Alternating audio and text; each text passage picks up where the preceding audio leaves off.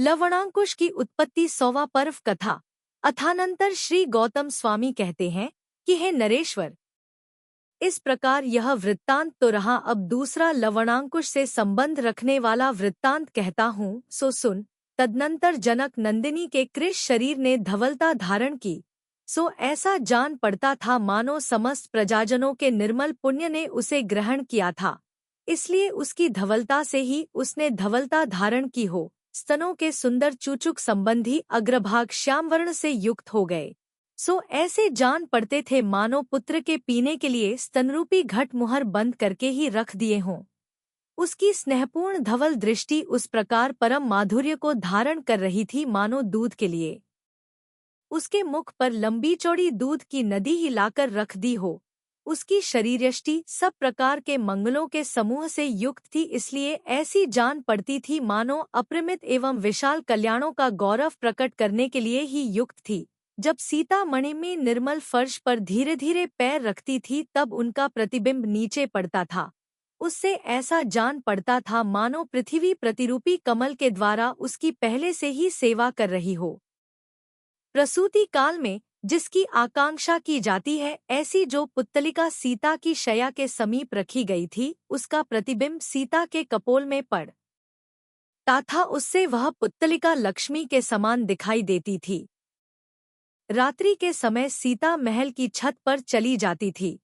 उस समय उसके वस्त्ररहित स्तनमंडल पर जो चंद्रबिंब का प्रतिबिंब पड़ता था, वह ऐसा जान पड़ता था मानो गर्भ के ऊपर सफेद छत्र ही धारण किया गया हो। जिस समय वह निवासगृह में सोती थी, उस समय भी चंचल भुजाओं से युक्त एवं नाना प्रकार के चमर धारण करने वाली स्त्रियां उस पर चमर ढोड़ती रहती थी। स्वप्न में अलंकारों से अलंकृत बड़े बड़े हाथी कमलिनी के पत्र पुट में रखे हुए जल के द्वारा उसका आदरपूर्वक अभिषेक करते थे। जब वह जागती थी तब बार बार जय जय शब्द होता था। उससे ऐसा जान पड़ता था मानो महल के ऊर्ध्व भाग में सुशोभित पुत्तलियां ही जय जय शब्द कर रही हों। जब वह परिवार के लोगों को बुलाती थी तब आज्ञा देओ, इस प्रकार के संभ्रम सहित शरीर रहित परम कोमल वचन अपने आप उच्चरित होने लगते थे। वह मनस्विनी क्रीड़ा में भी किए गए आज्ञा भंग को नहीं सहन करती थी तथा अत्यधिक शीघ्रता के साथ किए हुए कार्यों में भी विभ्रमपूर्वक भौहें घुमाती थी। यद्यपि समीप में इच्छानुकूल मणियों के दर्पण विद्यमान रहते थे, तथापि उसे उभारी हुई तलवार के अग्रभाग में मुख देखने का व्यसन पड़ गया था। वीणा आदि को दूर कर स्त्रीजनों को नहीं रुचने वाली धनुष की टंकार का शब्द ही उसके कानों में सुख उत्पन्न करता था। उसके नेत्र पिंजड़ों में बंद सिंहों के ऊपर परम प्रीति को प्राप्त होते थे और मस्तक तो बड़ी कठिनाई से नम्रीभूत होता मानो खड़ा ही हो गया हो। तदनंतर नवम महीना पूर्ण होने पर जब चंद्रमा श्रवण नक्षत्र पर था, तब श्रावण मास की पूर्णिमा के दिन उत्तम मंगलाचार से युक्त समस्त लक्षणों से परिपूर्ण एवं पूर्ण चंद्रमा के समान मुख वाली सीता ने सुखपूर्वक सुखदायक 2 पुत्र उत्पन्न किए। उन दोनों के उत्पन्न होने पर प्रजा नृत यम्मेई के समान हो गई और शंखों के शब्दों के साथ भेरियों एवं नगाड़ों के शब्द होने लगे। बहिन की प्रीति से राजा ने ऐसा महान उत्सव किया जो उन्मत्त मनुष्य लोक के समान था और सुंदर संपत्ति से सहित था। उनमें से एक ने अनंगलवन नाम को अलंकृत किया और दूसरे ने सार्थक भाव से मदनांकुश नाम को सुशोभित किया। तदनंतर माता के हृदय को आनंद देने वाले प्रवीर पुरुष के अंकुर स्वरूप वे दोनों बालक क्रमक्रम से वृद्धि को प्राप्त होने लगे। रक्षा के लिए उनके मस्तक पर जो सरसों के दाने डाले गए थे, वे देदीप्यमान प्रतापरूपी अग्नि के तिलकों के समान सुशोभित हो रहे थे। गोरोचना की पंख से पीला पीला दिखने वाला उनका शरीर ऐसा जान पड़ता था मानो अच्छी तरह से प्रकट होने वाले स्वाभाविक तेज से ही घिरा हो। सुवर्णमाला में खचित व्याघ्र संबंधी नखों की बड़ी बड़ी पंक्ति उनके हृदय पर ऐसी सुशोभित हो रही थी मानो दर्प के अंकुरों का समूह ही हो। सब लोगों के मन को हरण करने वाला जो उनका अव्यक्त प्रथम शब्द था, वह उनके जन्मदिन की पवित्रता के सत्यंकार के समान जान पड़ता था, अर्थात उनका जन्मदिन पवित्र दिन है, यह सूचित कर रहा था। जिस प्रकार पुष्प भ्रमरों के समूह को आकर्षित करते हैं, उसी प्रकार उनकी भोली भाली मनोहर मुस्कानें सब ओर से हृदयों को आकर्षित करती थी। माता के क्षीर के सिंचन से उत्पन्न विलास हास्य के समान जो छोटे छोटे दांत थे उनसे उनका मुख रूपी कमल अत्यंत सुशोभित हो रहा था। धाय के हाथ की अंगुली पकड़कर 5-6 डग देने वाले उन दोनों बालकों ने किसका मन हरण नहीं किया था। इस प्रकार सुंदर क्रीड़ा करने वाले उन पुत्रों को देखकर माता सीता शोक के समस्त कारण भूल गई। इस तरह क्रमक्रम से बढ़ते तथा स्वभाव से उदार विभ्रम को धारण करते हुए वे दोनों सुंदर बालक विद्या ग्रहण के योग्य शरीर की अवस्था को प्राप्त हुए। तदनंतर उनके पुण्य योग से सिद्धार्थ नामक एक प्रसिद्ध शुद्ध हृदय क्षुल्लक राजा वज्रजंग के घर आया। वह क्षुल्लक महाविद्याओं के द्वारा इतना पराक्रमी था कि तीनों संध्याओं में प्रतिदिन मेरुपर्वत पर विद्यमान जिन प्रतिमाओं की वंदना कर क्षण भर में अपने स्थान पर आ जाता था। वह प्रशांत मुख था, धीर वीर था, केश लोंच करने से उसका मस्तक सुशोभित था, उसका चित्त शुद्ध भावनाओं से युक्त था, वह वस्त्र मात्र परिग्रह का धारक था, उत्तम अनुव्रती था, नाना गुण रूपी अलंकारों से अलंकृत था, जिन शासन के रहस्य को जानने वाला था, कलारूपी समुद्र का पारगामी था। धारण किए हुए सफेद चंचल वस्त्र से ऐसा जान पड़ता था मानो मृणालों के समूह से वेष्टित मंद मंद चलने वाला गजराज ही हो, जो पीछी को प्रिय सखी के समान बगल में धारण कर अमृत के स्वाद के समान मनोहर धर्म वृद्धि शब्द का उच्चारण कर रहा था और घर घर में भिक्षा लेता हुआ धीरे धीरे चल रहा था। इस तरह भ्रमण करता हुआ संयोगवश उस उत्तम घर में पहुंचा जहां सीता बैठी थी। जिनशासन देवी के समान मनोहर भावना को धारण करने वाली सीता ने ज्यों ही क्षुल्लक को देखा त्यों ही वह संभ्रम के साथ नौखंडा महल से उतरकर नीचे आ गई तथा पास जाकर और दोनों हाथ जोड़कर उसने इच्छाकार आदि के द्वारा उसकी अच्छी तरह पूजा की। तदनंतर विधि के जानने में निपुण सीता ने उसे आदरपूर्वक विशिष्ट अन्नपान देकर संतुष्ट किया। सो ठीक ही है, क्योंकि वह जिन शासन में आसक्त पुरुषों को अपना बंधु समझती है। भोजन के बाद अन्य कार्य छोड़ वह क्षुल्लक निश्चिंत हो सुख से बैठ गया।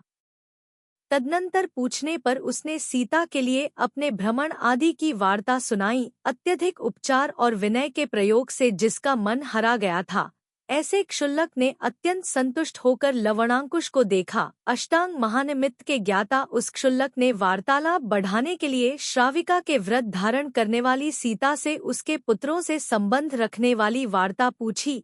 तब नेत्रों से अश्रु की वर्षा करती हुई सीता ने क्षुल्लक के लिए सब समाचार सुनाया, जिसे सुनकर क्षुल्लक भी शोकाक्रांत हो दुखी हो गया। उसने कहा भी कि हे देवी, जिसके देवकुमारों के समान ये दो बालक विद्यमान हैं, ऐसी तुम्हें शोक नहीं करना चाहिए। अथानंतर अत्यधिक प्रेम से जिसका हृदय वशीभूत था, ऐसे उस क्षुल्लक ने थोड़े ही समय में लवणांकुश को शस्त्र और शास्त्र विद्या ग्रहण करा दी। वे पुत्र थोड़े ही समय में ज्ञान विज्ञान से संपन्न, कलाओं और गुणों में विशारद तथा दिव्य शस्त्रों के आह्वान एवं छोड़ने के विषय में अत्यंत निपुण हो गए। महापुण्य के प्रभाव से वे दोनों, जिनके आवरण का संबंध नष्ट हो गया था, ऐसे खजाने के कलशों के समान परम लक्ष्मी को धारण कर रहे थे। यदि शिष्य शक्ति से सहित है तो उससे गुरु को कुछ भी खेद नहीं होता, क्योंकि सूर्य के द्वारा नेत्रवान पुरुष के लिए समस्त पदार्थ सुख से दिखा दिए जाते हैं।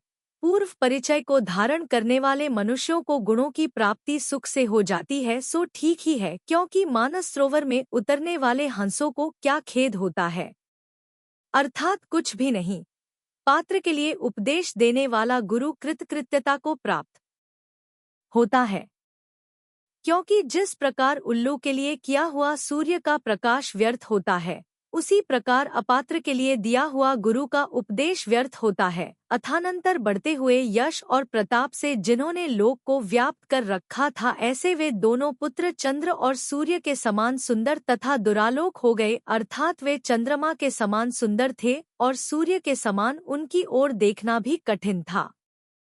प्रकट तेज और बल के धारण करने वाले वे दोनों पुत्र परस्पर मिले हुए अग्नि और पवन के समान जान पड़ते थे, अथवा जिनके शरीर के कंधे शिला के समान दृढ़ थे, ऐसे वे दोनों भाई हिमाचल और विंध्याचल के समान दिखाई देते थे। अथवा वे कांत युग संयोजन अर्थात सुंदर जुवा धारण करने के योग्य पक्ष में युग की उत्तम व्यवस्था करने में निपुण महावृषभों के समान थे अथवा धर्माश्रमों के समान रमणीय और सुख को धारण करने वाले थे अथवा वे समस्त तेजस्वी मनुष्यों के उदय तथा अस्त करने में समर्थ थे। इसलिए लोग उन्हें पूर्व और पश्चिम दिशाओं के समान देखते थे। यह विशाल पृथ्वी निकटवर्ती समुद्र से घिरी होने के कारण उन्हें छोटी सी कुटिया के समान जान पड़ती थी और इस पृथ्वी रूपी कुटिया में यदि उनकी छाया भी तेज से विमुख जाती थी तो उसकी भी वे निंदा करते थे। पैर के नखों में पड़ने वाले प्रतिबिंब से भी वे लज्जित हो उठते थे और बालों के भंग से भी अत्यधिक दुहक प्राप्त करते थे। चूड़ामणि में प्रतिबिंबित छत्र से भी वे लज्जित हो जाते थे और दर्पण में दिखने वाले पुरुष के प्रतिबिंब से भी खींच उठते थे। मेघ के द्वारा धारण किए हुए धनुष से भी उन्हें क्रोध उत्पन्न हो जाता था और नमस्कार नहीं करने वाले चित्रलिखित राजाओं से भी वे खेद खिन्न हो उठते थे। अपने विशाल तेज की बात दूर रहे अत्यंत अल्प मंडल में संतोष को प्राप्त हुए सूर्य के भी तेज में यदि कोई रुकावट डालता था तो वे उसे अनादर की दृष्टि से देखते थे।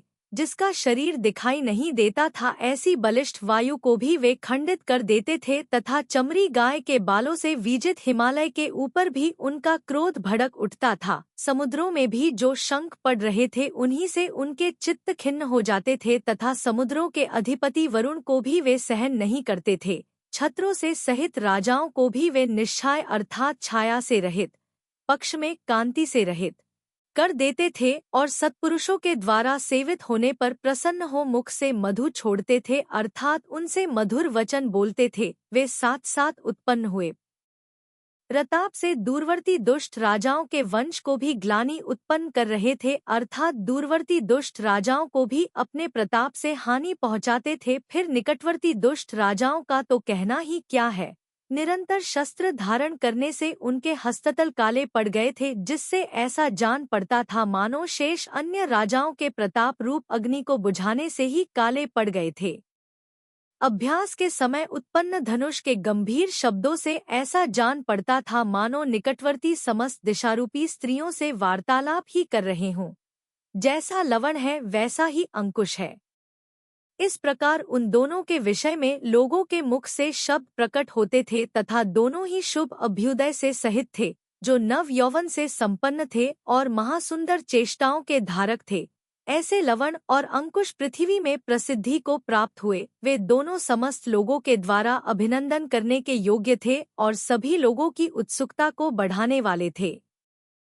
पुण्य से उनके स्वरूप की रचना हुई थी तथा उनका दर्शन सबके लिए सुख का कारण था। युवती स्त्रियों के मुखरूपी कुमुदिनी के विकास के लिए वे दोनों शरद ऋतु के पूर्ण चंद्रमा थे और सीता के हृदय संबंधी आनंद के लिए मानो चलते फिरते सुमेरु ही हों। वे दोनों अन्य कुमारों में सूर्य के समान थे। सफेद कमलों के समान उनके नेत्र थे। वे द्वीप कुमार नामक देवों के समान थे तथा उनके वक्षस्थल श्रीवत्स चिन्ह से अलंकृत थे। अनंत पराक्रम के आधार थे। संसार समुद्र के तट पर स्थित थे। परस्पर महाप्रेमरूपी बंधन से बंधे थे। वे धर्म के मार्ग में स्थित होकर भी मन के हरण करने में लीन थेमनोहारी थे और कोटि स्थित गुणों अर्थात धनुष के दोनों छोरों पर डोरी के स्थित होने पर भी वक्रता अर्थात कुटिलता से रहित थे।